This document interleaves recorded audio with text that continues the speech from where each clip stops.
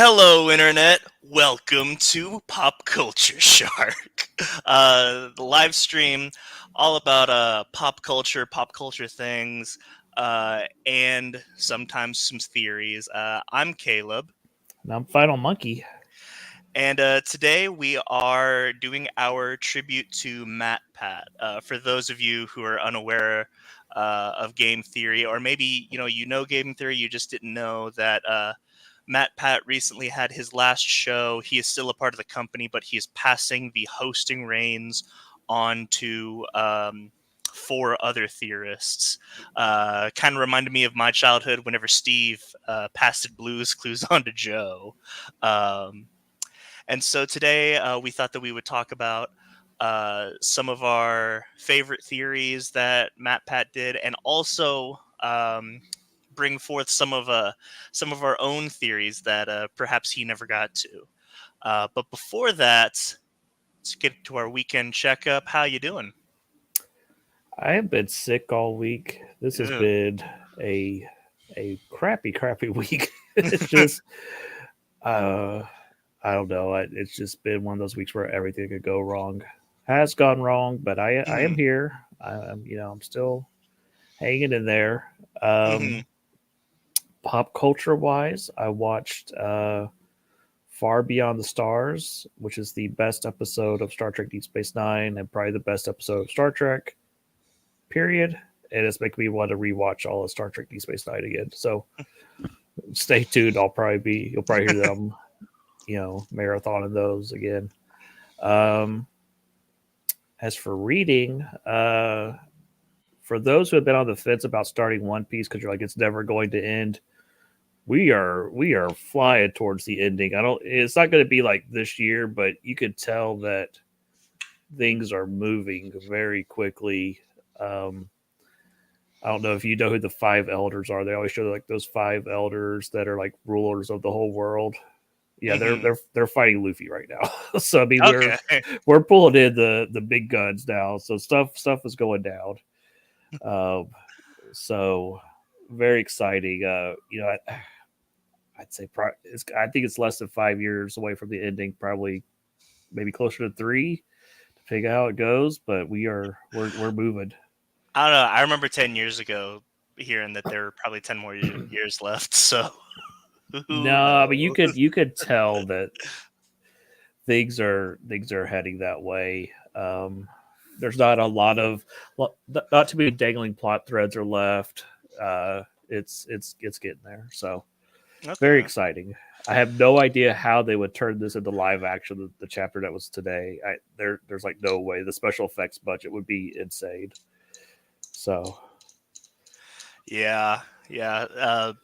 Speaking of live action, oh, first of all, let me go ahead and explain our absence last week. So I'm here. I'm in the new house. We have officially moved as of yesterday. We got our internet going, and we're pretty happy. So last week, I was awoken in the middle of the night about 4 a.m. and I had my brother say, "Caleb, wake up! Our roof is leaking." Now here's the thing: we lived on the ground floor of the apartment. So we were confused as to why our roof was leaking, but it was leaking really bad, like it was a thunderstorm in our apartment. mhm. Turns out people had drawn a bath the night before and fell asleep without turning it off, and then their apartment flooded. There, we have our own theories as to how someone could draw a bath and then immediately fall asleep. Um, but um, yeah, so with the apartment flooding last week and trying to get everything moved, we had to make the decision to cancel last week. So, but yeah, I mean, we are fine this week. We're out. This is our place. We're really happy with it, and it's going to be really fun to have a place that we can call home instead of just renting a place. And as far as pop culture goes, we went to go see Dune Part 2. Now, I've gone on record saying Dune Part 1 is bad. It's a bad movie. So I boring. disagree, but that's okay because I was a fan of the Yeah, book, so I know where things are going, so I could read it yeah. between the lines. But With as bad as I think the first one is how absolutely amazing part two is. I saw something, and I'm going to say it here because I'm going to say this, people are going to feel exactly what I felt, and then you're going to see it, and then you're going to be where I'm at, okay? mm-hmm. This is a sequel that will be spoken in the same sentence as Empire Strikes Back and Godfather Part 2. Okay. This is how good this movie is. Um and I mean it's phenomenal. I'm not familiar with the books a whole lot. I am aware that they changed some things, but honestly, if they did change things, it was for the better because there's nothing that everything turned out perfectly, and it's got a like a two-sided ending where if they don't do Messiah and this is the last thing that Denis Villeneuve does for Dune, then it's still a great ending. But it does have a slight opening to continue to Messiah. So it's great in that way as well. In fact, I would like to go back and watch Dune Part One to see if this if this retroactively makes it better. Because Denis Villeneuve is one of my favorite directors. I love Arrival, Prisoners, Sicario. I've sung the praises of Blade Runner 2049. And so if somehow Dune Part 1 is the only one of his bad movies, in my opinion, then I'm curious to see and go back to it to see how my perspective changes. Seeing this movie and thinking that it is one of the greatest sequels of all time. Um, so that's all I'll say on that. I'm sure that once you get to see it, we'll probably do some sort of deep dive spoiler cast because this is the type of movie that deserves it, and I Yeah. definitely would like to do that. Um, I'm not sure when I'll get to see it because I imagine if we get to the movies this weekend, we'll probably go see Ghostbusters. So, yeah. um, but definitely Dune is on my radar. So Mhm. hopefully soon.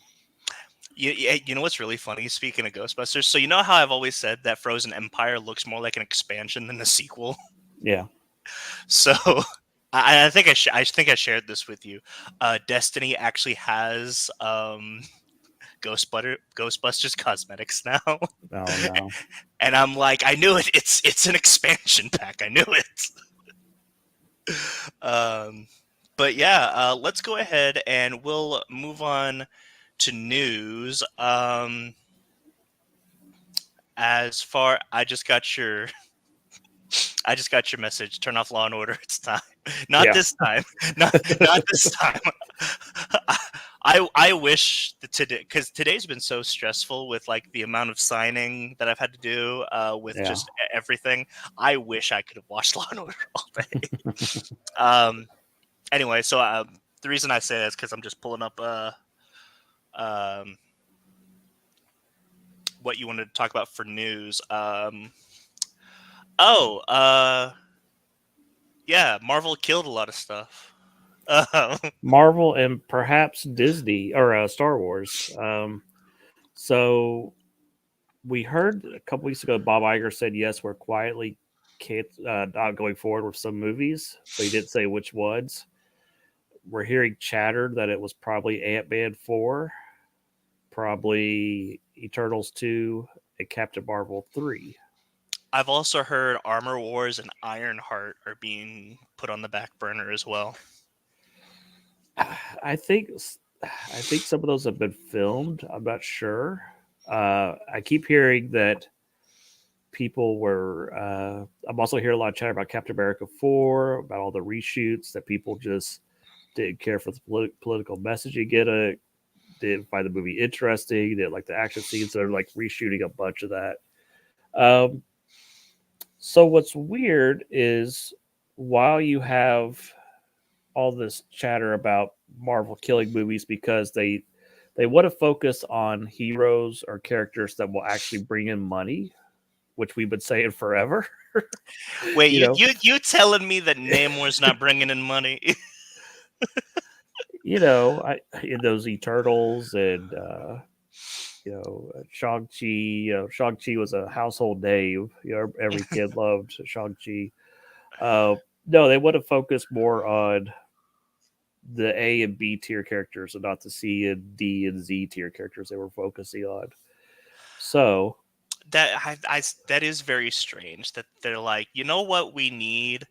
Uh, we need to focus on like if James Gunn was like, okay, we don't need Batman, we don't need Superman, let's just focus on uh,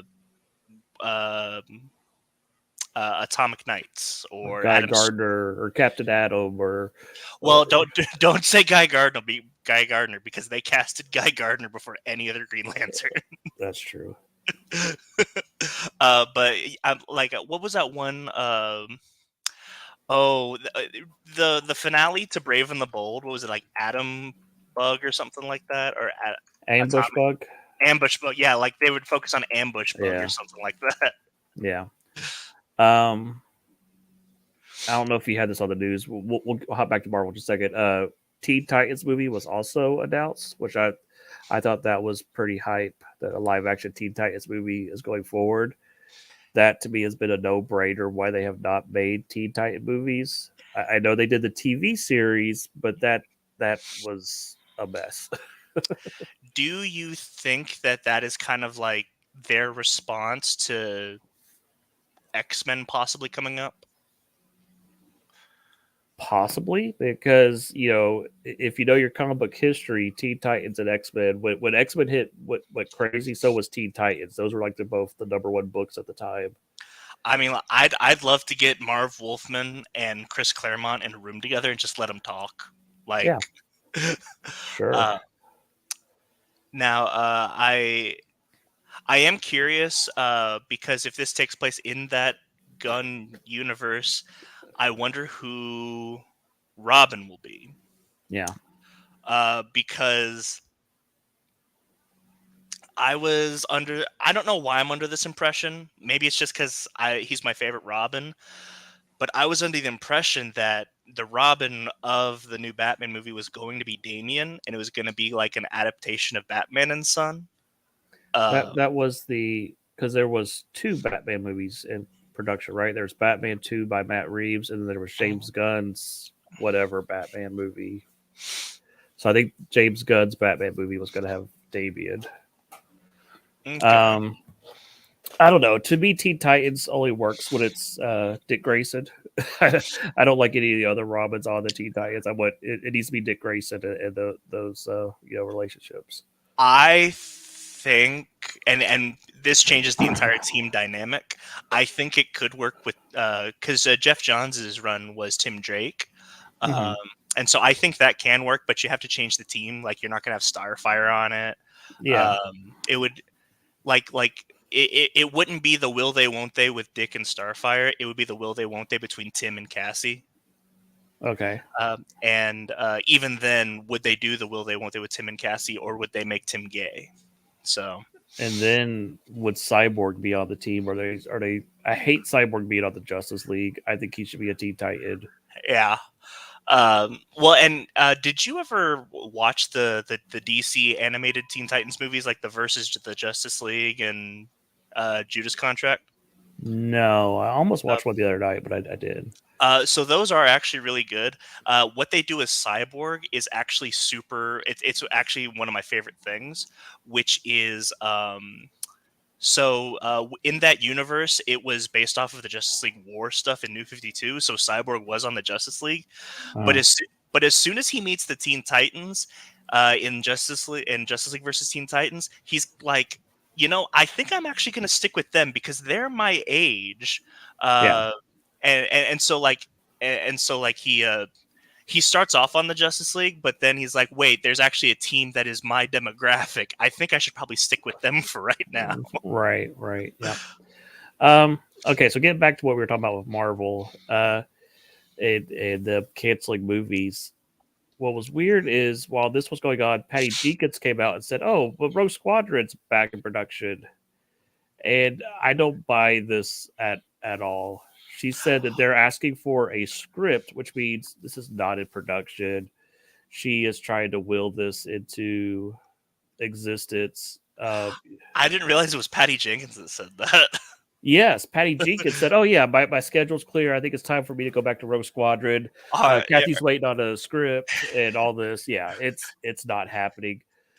On top of that, I'm also hearing a lot of chatter that the Ray movie is probably dead. They still have no script, um, so I think that might be another movie that has been quietly canceled. Is the Ray film? at this point, and this is me as a Star Wars fan. At this point, here's my belief of the schedule. Okay, so Bad Batch season 3, final season, that's going on right now, and that'll be it. Um, I uh, the only movie that I'm for sure that we're getting is the Mandalorian Grogu movie from Jon Favreau. That's it. I don't think there will be a Mando season 4. I think that the Mando Grogu movie will be kind of like the Serenity finale um, to that whole story. Yeah, Um, I guess we're getting Acolyte. I keep seeing stuff about it, that it's coming out I this think year. Acolyte will probably happen. Yeah. I Yeah. probably Uh, unless they sit down to watch it, it's so bad they're like, no, we can't air this. um, and at that point, I'd actually really want to see it, because if that's the thing that's so bad that they don't want to air, I gotta see it. We're definitely getting Andor season 2. Diego Luna said that they just recently wrapped up filming last month. And then I don't know what it's going to be, but I'm sure we're going to move forward with this Thrawn stuff with Dave Filoni. I just don't know whether it's an Ahsoka season 2, or if we're going to change the name to just like the New Republic show or something like that. Yeah, Um, but everything else, like, that's it. Everything else, I don't believe any of it. yeah, The only movie is Mandalorian and Grogu. That's the only thing I believe. As far as TV shows, Acolyte and Andor, and yeah, then who knows what else. yeah. It's I think Disney's a little distracted right now with the proxy fight. That should be wrapping up. I think next month we'll have the vote. So they're hyper focused on that right now. Because who knows, there may be new board members here the next month or so. So maybe lots Right. of plans can be changed around. Uh, so that's their focus right now. So right uh, n- right now, all I need to know, like, I just need Andor season 2 to come out. If they cancel anything, just not Andor season 2. I need that to come out. yeah. So, All right. So beyond that, is there any other news, or you want to get to our main topic? I don't think there's any other news of Uh, I don't think we want to talk about Sweet Baby and all that controversy. That's No. I'll leave that to Asmongold. yeah, yeah, I'll be on the sidelines for that one, and sure, uh, I'll I'll I'll be a consumer for that and not a reporter. right, yeah, yeah. Some Um, things we just want to stay out of and just observe from the sidelines. yeah, yeah. Yeah. Um, So let's get to our main topic. MatPat resigning or retiring, I guess would be a better term. yeah. Resigning just has a negative connotation Yeah, to yeah. it. The MatPat controversy. You know, Oh, um, I gotta rename the stream. get out of here. Um, yeah. So I guess my the best way to start this discussion is how you discovered MatPat. And I'll go first. For me, I was looking for backing up one of my theories I had forever that Smash Brothers was a kid playing in his toy box, and it's just a kid playing with his toys. And then I found MatPat's theory saying all that, the same thing, and so that's kind of the first theory I found that MatPat had done, and continued watching his videos from there. How about yourself? So mine is very similar. But I wasn't looking for a specific theory. I was just typing up like uh Zelda theories, and Uh-huh. I happened upon his Link is Dead theory, which probably one of his most famous. Definitely the one that I disagree with the most. I'm not on board with it, but that is the video that brought me on board with MatPat, and I continue to watch. You know, very very casually. I was never one. I was never subscribed. I was never one to, um, watch every theory. Um, but whenever something would come recommended, or if there happened to be a theory that people were talking about, then I would watch that. And then in the past year, whenever I decided to go full on FNAF, because I'm Hmm. like, what is this thing that people are talking about FNAF? I don't get it. I'm just, let me watch whatever, who knows the most about it, and then it just happened to be MatPat. Um, so I watched pretty much all of his FNAF videos too. I still have no interest in playing the game, but I find the lore to be very interesting. Same here.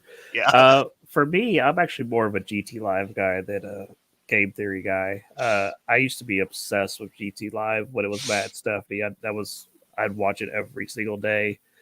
Once Stephanie left around type COVID hit, I kind of lost a little bit of interest in it. But now it's been pretty good again. He's got a producer Ashley, and they make a pretty good team. Pretty funny. So he'll still be doing Yeah. that for the time being. I don't know. I At think least, set through the summer. yeah. So we'll see how that goes. Do you But have yeah, like a do you have a and I know we've been talking about game theories. I love food theory and film theory. I actually used to watch food theory with my parents during COVID. Um, but style theory, I've learned a lot from style theory. I definitely needed help there myself. Um, but do you have like a particular favorite you know, like game theory? I love his FNAF theories. I love when he introduces me to a series I didn't know existed, like Local 58 or uh, what's it called, Gemini Home Entertainment. Those weird video series, I love those. One of the food theories I remember is how long can you survive in a grocery store if you're locked inside? That one's fascinating. Yeah, that one was a lot of fun. So just I'd love it when he some weird game I've never heard of, or if he makes you look at Mario a way you've never thought of. The whole who's the Rosalita parentage one is a lot of fun. That was okay. So that's not my very favorite, but every time someone brings up game theory, that is the one that I think of immediately. That is one of my favorites. Is the I think that was like his first two-parter as well. Yeah. Um, I was just thinking of another one, the one about the Donkey Kong timeline, proving that there's two different Mario's. yeah, yeah, That one's great. Uh, so we thought that it would be fun today to try to do our own theories. yeah. I've had two theories in my head for a long time that I wanted to submit to MatPat. I just never got around to it. Um, so I'm gonna present those two theories today. One I think is pretty solid. The other I was kind of thinking it through last night, and it all fell apart last night.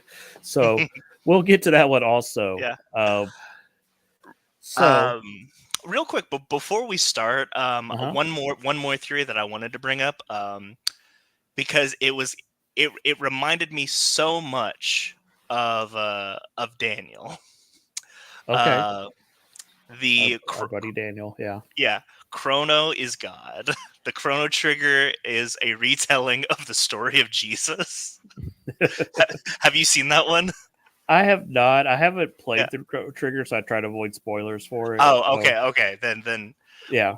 you play through it, and I'll send it to you. I mean, like it was like I'm like I want to send this to Daniel to see what he thinks of this.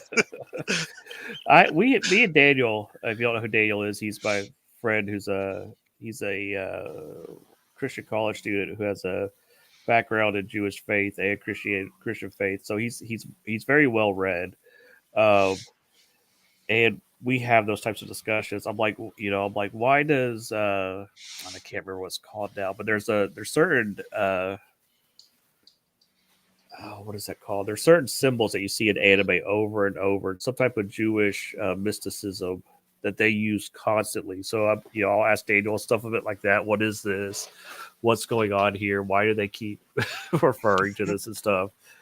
Like you'll see it in Neon Genesis Evangelion, and you'll see it in Full Metal Alchemist, and I'm just like, wait, what is that?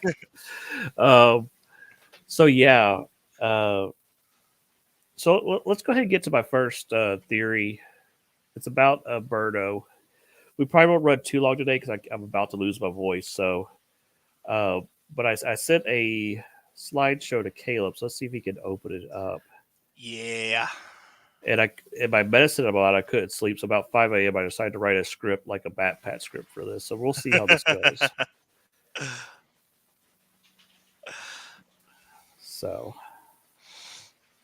and like I said, I'm losing my voice, so we'll see how this goes. So, my theory is about Birdo, a Super Mario Brothers 2. Here's a quick history of Super Mario Brothers 2. If you don't know, Super Mario Brothers 2, when it was created in Japan, was supposed to come out in the United States. It was far too difficult, so they took another game, Doki Doki Panic, and they reskinned it and made it into a Mario game. The original Japanese Super Mario Brothers 2 became Lost Levels, but this was the game that we got, Super Mario Brothers 2. Caleb, are you a fan of this game? This game's a bit controversial, so So the Super Mario Brothers 2. Okay, so I don't know if this is a hot take or not, but I think the Lost Levels is a bad game, and yes, I love Super Mario Brothers 2. this is one of my favorite Mario games. It is Yes. so different. Mechanics are different. I love it. Um, all right, so this game features Mario and his friends in a strange world called Subcon, full of strange creatures. At the end of the game, Mario defeats Wart. It's revealed all to be a dream. Okay, so spoilers for a 40-year-old video game. This whole game is a dream. So Oh, let's and talk. by the way, just let me know when to switch slides because I don't know when. Yeah, go ahead, switch slides. So let's talk about Birdo. Birdo is a sub boss that you fight repeatedly throughout Super Mario Bros. 2. Birdo is a pink dinosaur looking creature that spits eggs at you. And usually, when you defeat Birdo, it gives you a crystal ball that opens a door. There's Uh, a hawk's mouth or something. yes, yeah. It's some weird Japanese stuff. Who knows? Um, so let's talk about the elephant in the room. This is not what my theory is about, but I know this will be in the comments and everywhere. The instruction booklet for this game says that Birdo is a guy who wants to be a girl and wants to be named Birdette. That's why he wears the bow on his head. So there's a lot of debate about the gender of Birdo and what's going on. This is the only place this lore shows up. In the original game, Birdo was named Catherine, and none of this is in the original Japanese game, but it's just in the American instruction booklet. So was this just a translator making a joke? Is this official Nintendo lore? It's hard to say, uh, but I went to the source. I asked Birdo. I said, Birdo, what's the deal? Birdo shot an egg at me when I asked about the pronouns, and that is the proper response. Anybody asking for your pronouns, just spit an egg at them, and that is the proper response. All right, but here's the part of my theory. Birdo should not exist at all. Okay, when you look at Mario history, any game. Oh yeah, this was a dream, by the way. So here's just the Yeah. picture. Go back one though. We'll Oh, stay on that dream picture. okay. Um, historically, if you look at when you line the games up to Mario 2, Birdo does not show up in any games up until Mario 2. Mario 2 is the first game where Birdo appears. And then after that, we'll see Birdo in other games. So, Birdo is part of the world of Subcon. Subcon is Mario's dream or his subconscious. That's what the world means. So, none of the other bosses, you go to the next slide, none of the other bosses have ever appeared again in a Mario game. Not Bowser, not Triclide, Fry Guy, Clawster, or Claw Grip. None of these guys have shown up again. There has been a mouse with sunglasses though, right? At some point, but it's a different one. I don't know. But Mouser himself This is the only game that I know of. Okay. So why was and yeah? If you find issues with my theory, feel free to poke holes in them. That's fine. That's part of making a theory. Uh, so why has Birdo showed up since then? Why is Birdo special? And I know what your comments are going to be. What about the Shy Guys? The Shy Guys are in this game. They're also special. Well, they Chronologically, thank you, were in Super Mario World 2, Yoshi's Island. So they have existed before Subcon, right? Weren't they the bad guys in the first Yoshi games when he's a baby? yeah, no, you're right. Yeah. Yeah, so they are not from Subcon. They are not like Birdo. And by Okay, chronologically, like Mario 2 comes out first, but Yoshi's Island takes place whenever they're babies, so right, it's prequel. right. So my question is, um, has anyone else? You can also show Wart. Wart's another. He's the big bad. He also has never escaped Subcon. So the question is, has anybody else ever escaped Subcon? The answer is yes, but we have to go to a different game. So go to the next slide. Legend of Zelda Link's Awakening also takes place in a dream world. It's not Link's dreams world, it's the dream world of, spoilers, the Windfish. The Windfish is in the egg. It's a giant, very powerful whale creature. And in this game, when Link is knocked unconscious, he wakes up inside the dream of the Windfish. And there's a whole island here full of different individuals. And he goes on an adventure. And let's see, I've gone off my script, so hold on a second. Let me find my place now. At the end of the game, you're collecting musical instruments. When you awaken the Windfish, everything and everyone vanishes unless you get the special ending. If you can beat the game without losing a life, you can go to the next slide. There's a villager. Oh, this is the Windfish, by the way. Okay. So there's a special villager named Marin, and she sings songs. She sings the Ballad of the Windfish, and she wants to be a seagull so she could fly around to the other islands and sing songs for them. So if you beat the game without losing a life, during the end credits, you will see a seagull flying off that is Marin. So you go to the next slide. You will see that she has escaped Subcon. Everybody else has disappeared except for her. So this is where my theory starts to come in here. I think that the Windfish brought her, when he awoke, he also brought her to life because she had been singing to him repeatedly. He's been hearing her thoughts that she wants to be a seagull, and he's a very powerful entity. So he was able to pull her out of his dreams and into reality, right? Mm-hmm. So I think that Mario is also a very powerful entity, just like the Windfish. And he's so powerful, he did this without even realizing it. So if you want proof, go to the next slide. Mario's dream, his subconscious is so strong, it is bleeding over into Link's subcon throughout this whole entire game. We see references to Princess Peach. Go to the next one. We see Chain Chomps. Go to the next one. We see Goombas. You can stop here for right now. There's also Cheep Cheeps. I mean, there are several. There's Thwomps. There's all kinds of Mario enemies all throughout this game. There's a Yoshi doll. It's everywhere through this game. We also see another powerful dream entity in this game. Go to the next slide. Kirby is in this game, so even he's bleeding over into the subconscious of Link. So I think that Mario is so powerful, his willpower, whatever is while he's in subcon is bleeding over in these other worlds. And you know how when you are dreaming, when you wake up, you don't remember the whole dream. You just remember parts of it, right? Yeah. What part of Super Mario Brothers 2, what boss do you fight the most in Mario Brothers 2?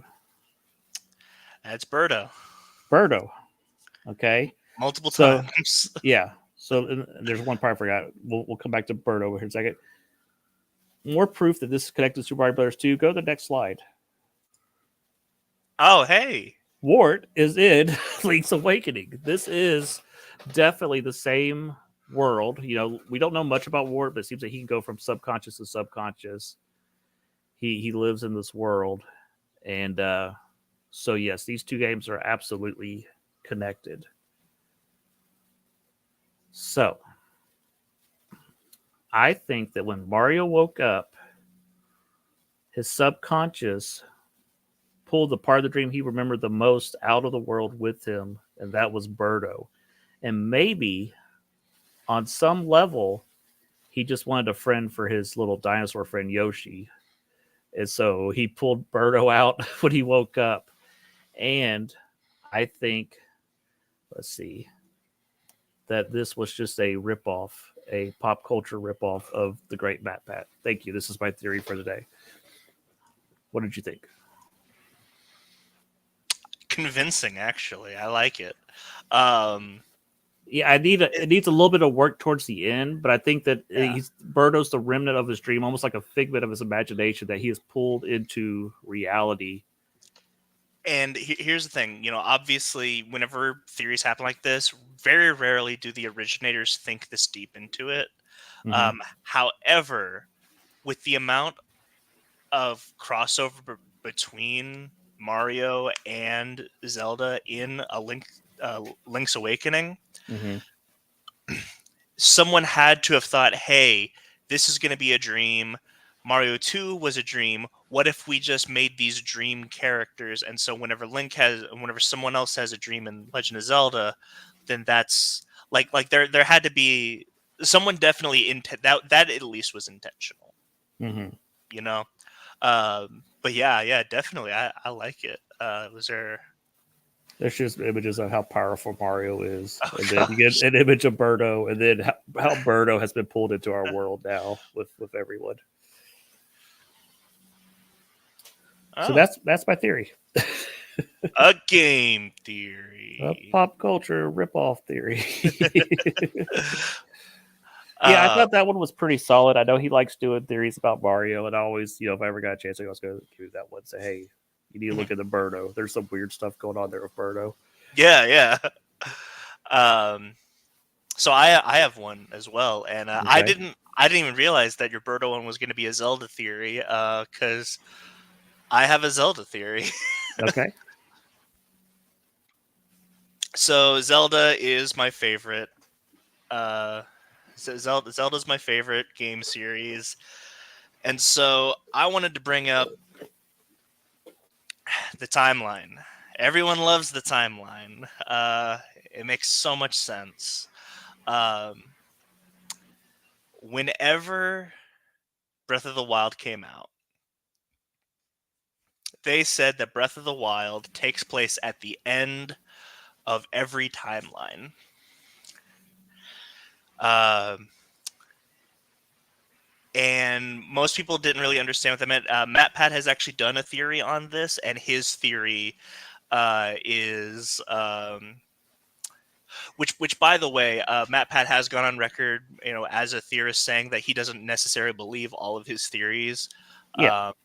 But it's just the idea of it. So I doubt this is a theory that he actually believes, because I think it's kind of off anyways. But that Hyrule Warriors is like the Crisis on Infinite Earths of Zelda, that brings everything together and then resets to Breath of the Wild. So that's his theory. And let me just jump in real quick. Anytime he's done a theory about the Zelda timeline, I've never agreed with his Zelda timeline, his interpretations of it. I Okay, always find issues with his interpretation. so So, let's see if you agree with this one. Because I don't think that Breath of the well, yes. Breath of the Wild takes place at the end of every timeline, because I think that there is an action that happens before anything else that predestines and mends the timeline. So the first thing that people have to accept in my theory, and a lot of people disagree with this, but in order for my theory to work, this is how it's got to go. The dragon tears in Tears of the Kingdom take place before Skyward Sword. Meaning that Tears of the Kingdom is the first game in the Zelda timeline, and it is also the last game in the Zelda timeline. This is an Ouroboros. This is a dragon eating its own tail. Mhm. In the Dragon Tears storyline, Rauru seals away Ganondorf below Hyrule Castle. He is not defeated, but he is sealed with his hand below Hyrule Castle. And then we go into stuff like Skyward Sword, Minish Cap, and then Ocarina of Time. Ocarina of Time, you have 3 timelines. One where Link just dies, and the fallen hero, which goes into the fallen hero timeline, which for the most part is just the classic games. Then you have the split timeline, which is whenever Link succeeds and defeats Ganon in the future, and Zelda sends him back to be a child. There you have the future timeline, which is the adult timeline, Wind Waker, Phantom Hourglass, and Spirit Tracks, and then the child timeline, the timeline where Link was sent back to be a child. That's where Majora's Mask is, Twilight Princess, and Four Swords Adventures. Now, at the end of all of these timelines, Breath of the Wild is the next game. Why is that? Because if the Dragon Tears take place before Skyward Sword, that means through Minish Cap, through Four Swords, Ocarina, Wind Waker, Twilight Princess, a Link to the Past, throughout all of these games, the original Ganondorf is sealed below Hyrule Castle in every single one of these games. And then once we get to Breath of the Wild, we see this. We would eventually know it as gloom, this red aura that appears from below Hyrule Castle, and it comes from Ganondorf, who is sealed below the castle. So my theory is the reason that the timeline is mended, and I call this the mended timeline theory. The reason the timeline is mended by Breath of the Wild is because the gloom below Hyrule Castle. Because of the gloom below Hyrule Castle, it's almost like an inevitability. If I said that right, it's inevitable that Calamity Ganon will rise, no matter what timeline it is. Calamity Ganon will rise because he was already sealed before. Yep. And that is my theory, that the reason that the Breath of the Wild takes place at the end of every timeline is because the gloom mends the timeline, making the rise of Calamity Ganon and, by proxy, Demon King Ganondorf inevitable. Yep. I agree with this. I've heard similar theories, and I'm 100% on board that Tears of the Kingdom takes place before and after everything. Yes, I'm on board. And the demise curse is stupid. Yeah, one day I will finish Skyward Sword, but yeah, it's do you have it on Switch? I do not. I had it on what was it on originally? The Wii. Yeah, it used the Wii Motion Plus. If you're gonna play Skyward Sword, I would just encourage getting the Switch version, because I mean, like, the C stick controls with the sword. I mean, that it's just the way to play it. It's so much better. But yeah, so this is my theory, that the rise of Calamity Ganon is inevitable, and that Tears of the Kingdom is the first game and the last game. And this is why I say, because I know that we're going to get Ganondorf again. Obviously, he's the main villain. But at this point, we've seen the beginning and we've seen the end. Yeah. The next game, let's not do Ganondorf. Let's come up with something else. Like this, if this is the last Ganondorf game, I'm totally, at least for the time being, I'm cool with it. This is the perfect ending. So for the next Zelda game, let's do something different. Isn't there? I think this was in maybe in both games, Breath of the Wild and in Tears of the Kingdom. They show like a hero fighting Ganon in the artwork. I can't remember what it's called. The hieroglyphics. He has like a beard or something. You know what I'm talking about? There's like this weird Link drawing. Yeah, yeah, I think that's in Tears. I wonder if we'll get that as the next game, like telling that story. You just okay, so he's talked about this one for years. You want Old Man Link, don't I you? do want Old Man Link. That would be such a cool game. I want this weird transition game where Link is an old man dying, but the new hero is being born as a baby. And Ganon's figured this out. And Ganon's hunting down the baby. So the old man Link has to protect baby Link. And you have like this army of Shadow Links chasing them. And oh, it would be so much fun. And every Shadow Link would be based on a different Link from the old games. You'd have like the Majora's Mask Link and like a Wind Waker Link and so on. Gotcha.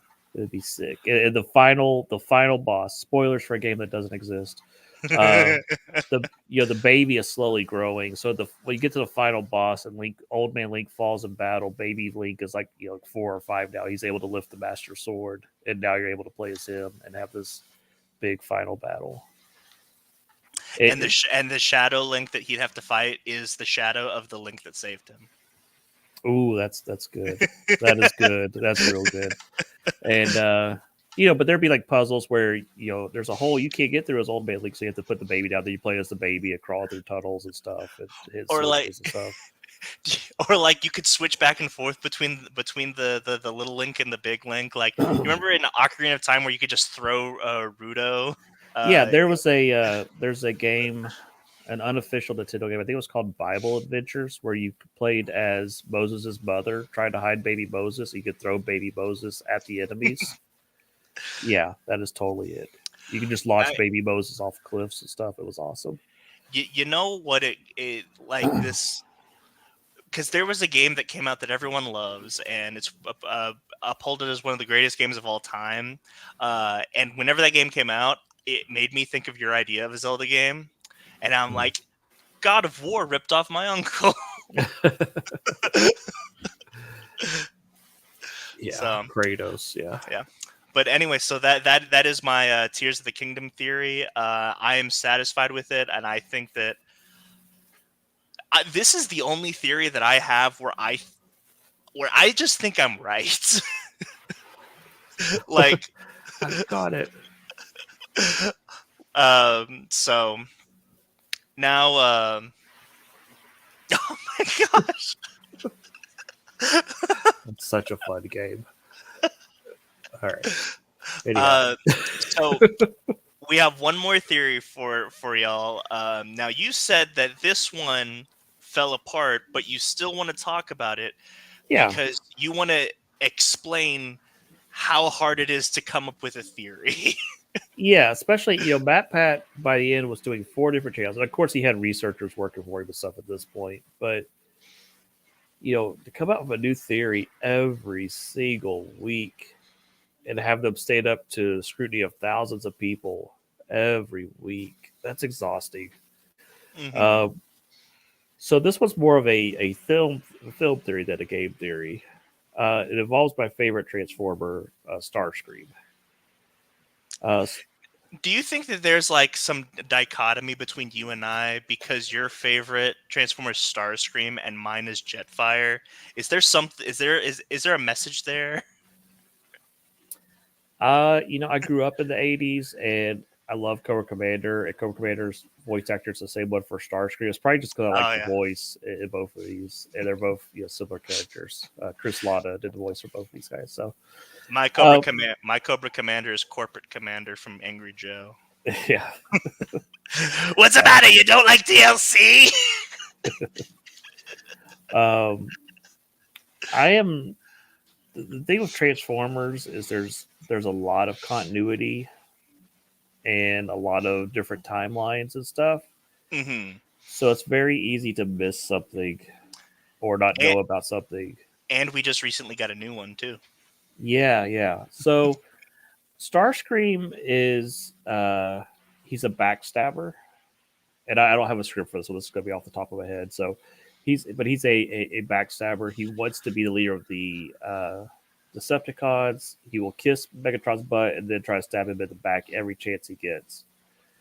That's what makes his character so fun. And in Transformers, the animated film, Megatron falls in battle and he's like bleeding out, and Starscream just throws his body out into space, going, "Oh, we don't have the, we don't. You're weighing down the ship. See ya!"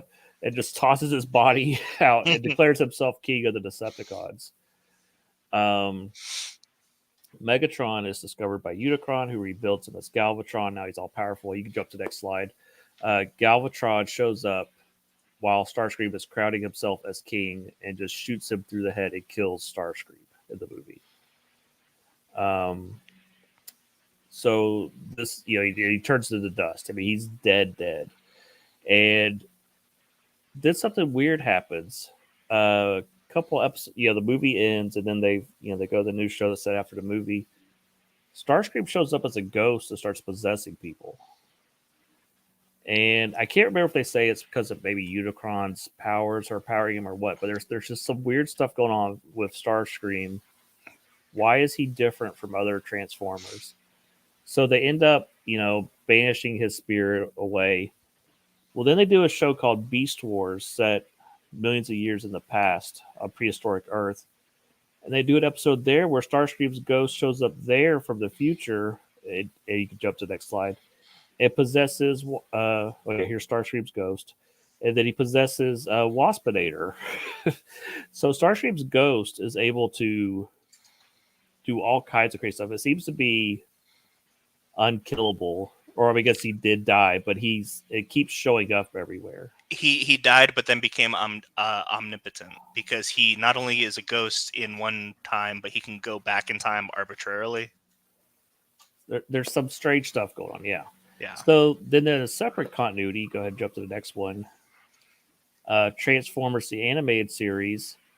Megatron gets tired of Starscream's crap and kills him, and then Starscream discovers, I can't die. And Megatron kills him over and over and over and over.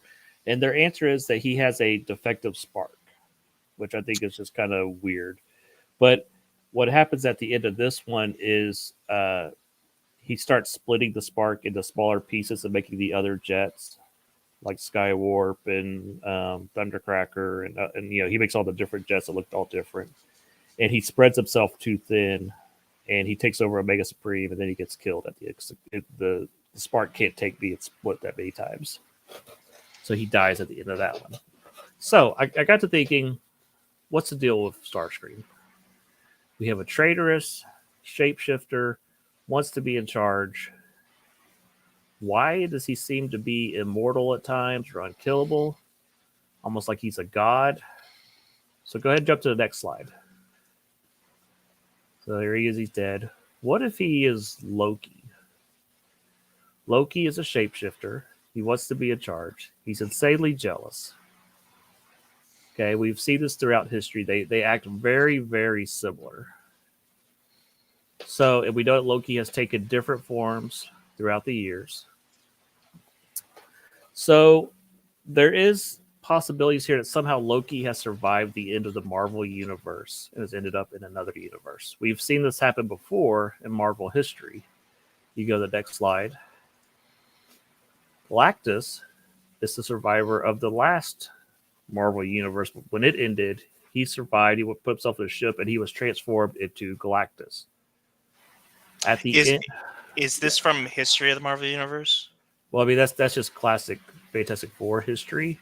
Oh, okay. But this does tie into the history of the Marvel Universe because that story, spoilers for Jonathan Hickman's Fantastic Four, that Caleb has not read. We'll get there. Galactus is the herald of Franklin Richards now, and Franklin Richards is the most powerful being in the universe. And if you go to the next slide, as the world is ending, the universe, as Galactus is fading away, Franklin is going to be the last survivor of the Marvel Universe, and he is going to enter the next universe, and he'll become like the new Galactus. He'll be the last survivor of this universe. So if you go to the next slide, so he's moving on to the next universe, but he'll always remember the Marvel universe. Um, it's possible that Loki has somehow figured out how to survive through all this and move on with Franklin to the next universe. This was my theory that he was going to become Starscream. You can stop right here. There's a group in Transformers history called the 13. They're the original 13 Transformers. So I said, what if Starscream was posing as one of them, and then he's just kind of survived throughout time. Loki has survived throughout time, and now he's Starscream, and that's when the theory fell apart. Hit the next slide. There's a character named Leech Maximo who's based on Loki in Transformers. Ah, he's one of the original 13.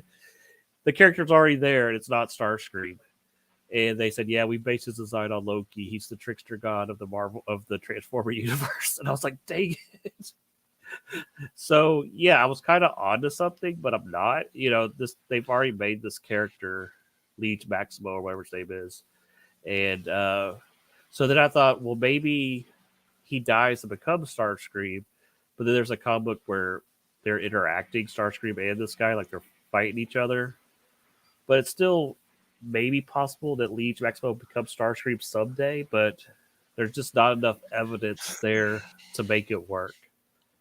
So this is where my theory fell apart. Like I thought I was onto something, and I sort of am, but I'm sort of not. There's pieces that are connecting, and then there's not. so I thought that you were gonna go like I thought you were gonna go a different direction, which Mm-hmm. this might be the direction to go with now. Now Mm-hmm. now that I see how the theory of Loki falls apart, Uh-huh. perhaps Starscream doesn't represent Loki of the Marvel universe. But if we're talking about a shapeshifter who wants to be in charge, that's a backstabber, that's a snake, if you will, and see, he seems to be like immortal. He can't be killed, by normal means, if you will. Maybe Starscream is like, maybe he's like the Transformers representation of Lucifer, because like Interesting. he's always whispering in Megatron's ear and all that. Like, he, Hmm. I don't know, like Well, that's where I thought you were going. so you have. Do you remember Transformers anime movie? You have Unicron, who's kind of the devil of. He's got the horns, the big planet that transforms and eats other things. He's almost like a cross between the devil and Galactus. He eats other planets and Transformers. But Starscream is almost like his pawn when he brings him back as a ghost. So maybe there is something there. Something maybe not if he's not Lucifer, maybe he's a lesser devil. Because Primus is their Transformer god, who is Cybertron, Hmm. and then Unicron is like their devil. So Although, it would be fun because, he is Unicron is kind of like Galactus. Let's say Franklin Richards goes on, and he's so powerful that he creates the new universe and creates the Transformers, and yeah, he creates Unicron in the image of his old buddy Galactus. that's pretty cool. I like it. I like it a lot. But yeah, so this is I have pieces here that almost make a theory. There's something there that you could almost shape, but it just doesn't quite come together. And that's why I have mad props for MatPat for doing this week in and week out and week in and week out and Yeah, all the other stuff he has done at the same time, running a company, running a consulting company, being a father. being an He actor. yeah, like he's he's an awesome dude, and we love him. And it's I think YouTube has lost a major player, and I don't think we've we're definitely still seeing him on GT Live. I don't think we've seen the last of MatPat at all. I think he'll bounce back with a new project at some point. Uh, but just a great guy, and we're gonna miss him. I think this would be the perfect way to cap this off. This is a tweet from MatPat about a week ago, and I thought it was hilarious. Um, so it says, day one of retirement. Wake up and Ollie asks if we can play a video game. Sure, bud. What should we play? Please send help. He's never gonna escape. Even in retirement, FNAF will be after him. Oh man. He did an interview with I think it was Variety magazine after he retired, and he said that him and Scott did sit down and discuss the lore, and now he knows a lot of the answers that he's not allowed to share about Five Nights at Freddy's. Honestly, I wouldn't be surprised if there comes a point where he and Scott start to work together, and then Yeah, because here's the thing, you can only go so long theorizing about something that you love without wanting to add to it or make something of your own. yeah, I could see him becoming like a consultant to Scott of keeping the lore straight and doing different things like that. I could definitely see Yeah. that. It's kind of like and this is barring people overstaying their welcome. I mean, you've got people who are like, Dan Slott, who is like, suppose he grew up with Spider-Man. I mean, eventually you want to write Spider-Man. Now, do I think he overstayed his welcome? Yes. But or you've got Jeff Johns, who big Green Lantern fan. Eventually you want to write Green Lantern. You can only theorize so much without adding to the lore yourself. So is that saying that I'm eventually going to write for Legend of Zelda? Maybe. I don't know. um, or maybe I'll write some fan fiction and then make it my own. Who Yeah. knows? But yeah, so good for MatPat. And the other thing about MatPat is he's inspired a whole new generation of YouTubers. So many more people are popping up behind him, and kind of carried on the torch. And it's What gonna was be that one? exciting. John FNAF. I don't John think he. FNAF and Id's Fantasy, and there's a whole bunch of them. Rytos. Yeah, yeah, I'm just naming the FNAF tubers, but there are yeah, plenty of other tubers as yeah. well. So there's one guy I cannot think of his name. He does all these insane theories about Madagascar all the time. All about Like, King Julian. What's that little Mort? Is that his name? The little yeah. yeah. There's all kinds of crazy theories about Mort being God and all this stuff, and they're really out there. Hold on, wait. Is it the Like, Theorizer? yeah, I think so. Yeah, yeah. They're The really out there. the crimes of Mort, evil incarnate. Oh, the diabolical scourge of Madagascar. You know what? When you find your niche in YouTube, you got to stick with it. Oh yeah, yeah, yeah. Oh man, we got to start theorizing about like Dobby. Only Dobby theories from Harry Potter in this only podcast. only Dobby, yeah, or Tony Chopper theories from One Piece. That's all we're gonna do. We are gonna do Clubber Lang theories, not Mr. T, just Clubber Lang. Clubber Lang, yeah, Spider Rico, yeah. So, anything else to add, or you want to wrap this up? No, I was very careful because this was a theory episode, and I'm like, if we don't keep this concise, and this can go on for hours. So I think we did a good job of keeping this concise. So Okay. Next week, we're going to switch gears, talk about the toy industry. There's been a lot of reveals about Target Holothon coming up. All the new NECA toys are coming out. But also we're seeing like the collapse of Hasbro, the collapse of this Disney and Star Wars and stuff. So we're gonna bring on a special guest. We're gonna talk about the future of Transformers and GI Joe and a whole bunch of other stuff. Um, And this one will be another one of myself, kind of, in production, almost on the sidelines, kind of like whenever we had Daniel come on with his film theories about the Bible. I will be here to learn because my figure knowledge starts and ends with Star Wars, Black Series, and Marvel Legends. yep. So that'll be next week, Sunday at 4 Eastern, right here on Pop Culture Shark. But until next time, I've been Final Monkey. And I'm Caleb. We'll catch you next time in the Shark Pod. See ya.